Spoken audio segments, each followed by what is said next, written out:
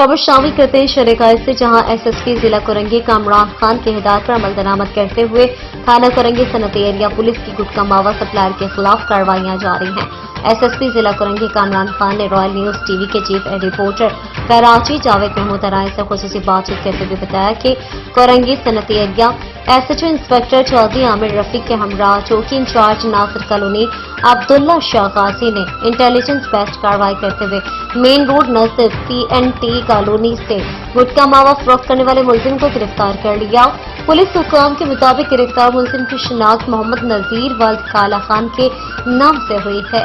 गिरफ्तार मुलजिम के कब्जे से 53 पुड़ियां तकरीबन 2 किलो से जायद गुटखा मावा और फरोख्ती रकम बरामद हुई। पुलिस के मुताबिक गिरफ्तार मुलजिम इलाके में मुख्तलिफ जगहों पर गुटखा मावा फरोख्त करता था। पुलिस की जानिब से गिरफ्तार मुलजिम के खिलाफ मुकदमा दर्ज करके मजीद तफ्तीश का आगाज कर दिया गया है।